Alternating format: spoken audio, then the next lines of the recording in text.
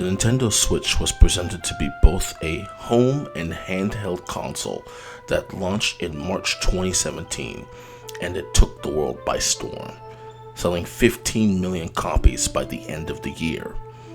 This was an incredible bounce back from Nintendo's last console, the Wii U, which blundered so badly that it put the company in jeopardy. And worst of all, not even Reggie wanted to play it. My body is ready. It was safe to say that Nintendo had won the gaming market back by releasing this console alongside with Breath of the Wild, which at the same time won Game of the Year.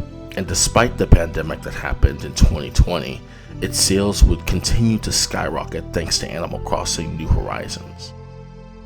The Nintendo Switch had sold over 150 million units since its launch. Despite Nintendo being a lot different from other gaming companies, they managed to soar their way back to the top by making the games they wanted to release with a system that was extremely convenient to the casual market.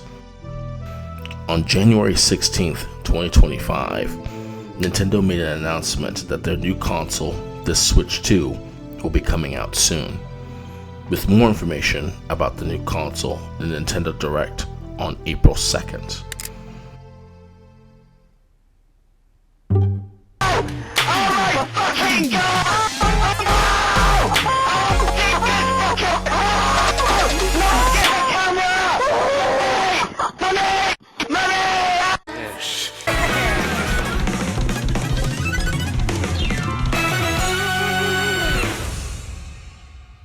Yes!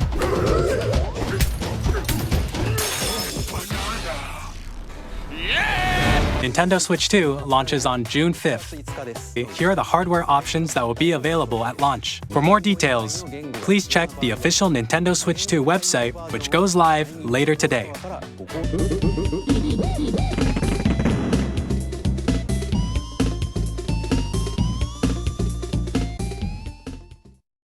After the Direct, people made multiple posts online about the prices and how they felt about it. Nintendo's moving forward with $80 to $90 USD pricing for major new titles. And they're not backing down, it's just the new standard. And fans, they're losing their minds. Pricing like this could drive the hardcore fanbase away, especially when Nintendo consoles are traditionally viewed as affordable alternatives to PlayStation and Xbox.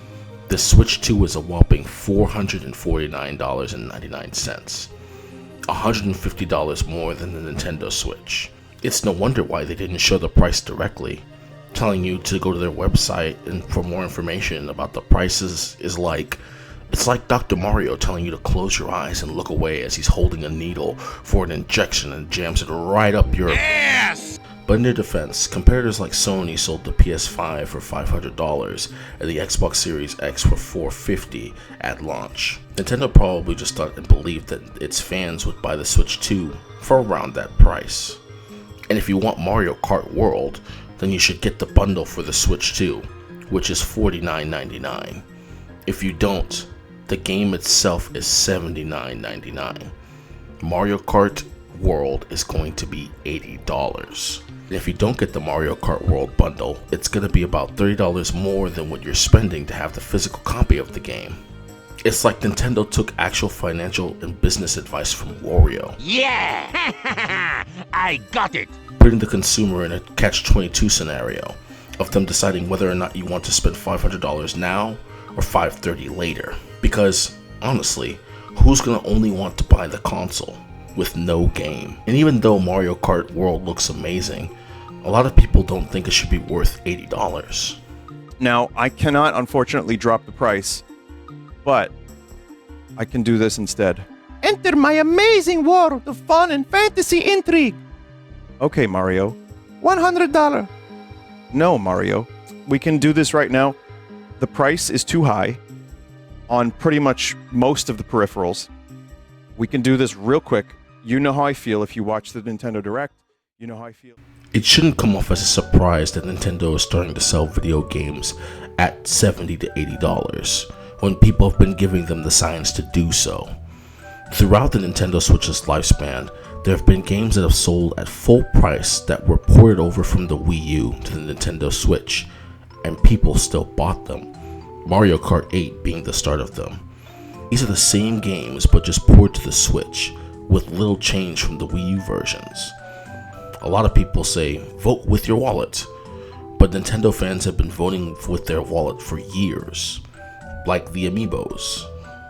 I want to bring this up real quick, even though this predates the Switch, but the Smash Bros. Amiibo set took off, and people paid them a certain amount of money to have these figures. Despite the scalping, Nintendo didn't really care about it because they were selling a bag. Just a reminder, people scalped the hell out of these things. And remember that one dude that spent over $25,000 on Rosalina Amiibos just to have them systematically destroyed? But what makes Nintendo think they can do something like this? For more details, please check the official Nintendo Switch 2 website, which goes live later today. Super Mario 3D All-Stars was released on September 18th, 2020. And then was removed from stores on March 31st, 2021. You can't buy this game from retailers anymore. And because of this, people ended up buying Mario 3D All-Stars in droves and moved sales because scalpers knew that one day this game would be worth a lot of money. And thus, the only way you can buy the game now is from a secondhand seller for an inflated price. It's not only a shame that Nintendo made this game lacklusterly, but Nintendo doing this to their most beloved IP on its 35th anniversary was extremely unnecessary and just downright scummy. This is the same kind of tactic that trashy infomercials use on TV, panicking consumers to buy this product in the window that it's available and making the game rare over time when it's gone from shelves. Even though these games are old, this was, at the time, the only way to replay Mario Sunshine and Mario Galaxy on the Nintendo Switch. And this told Nintendo that people will buy their product, even if it's only available for a short while. This is probably the big one.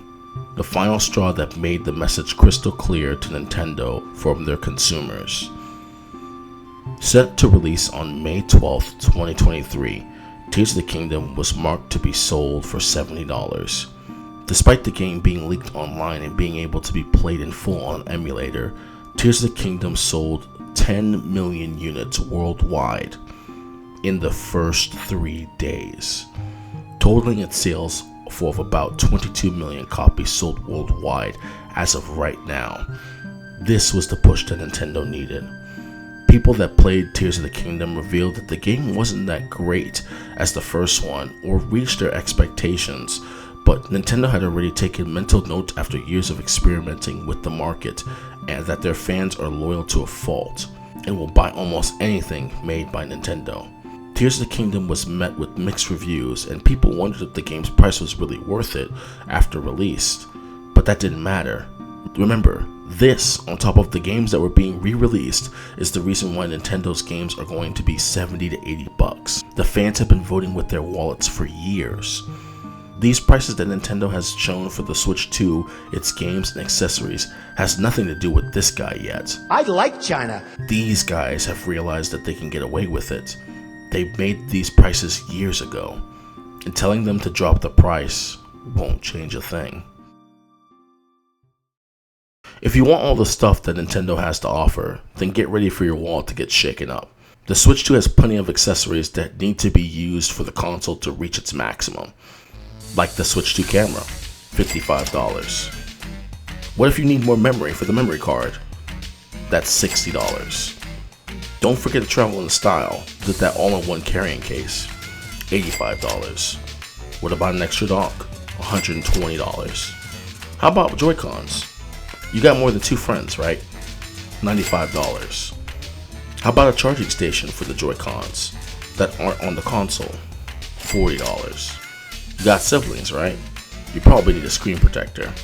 $40. How about that new Pro Controller? $85. You want to smash things up in that new Donkey Kong game? $70. And if you're buying the Nintendo Switch 2 with the Mario Kart World Bundle, that's $500. To get all of that, it would be over $1,150 before tax. Oh my god!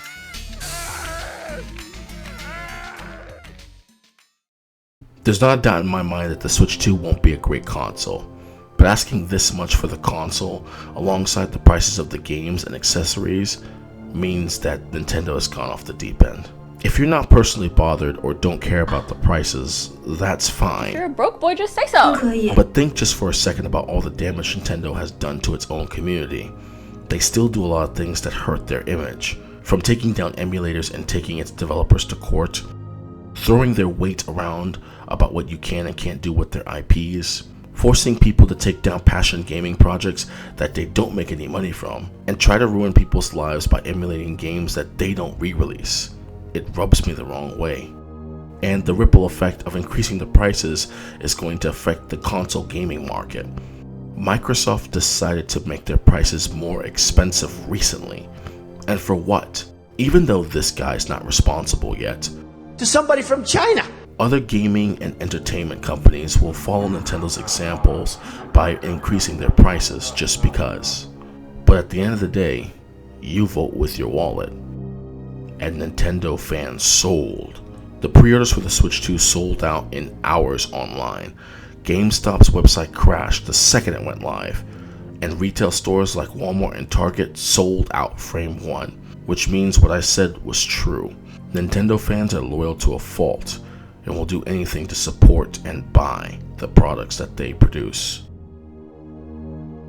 Nintendo can reach as deep as they want in the pockets of their consumers, and we've been telling them to reach deeper and deeper.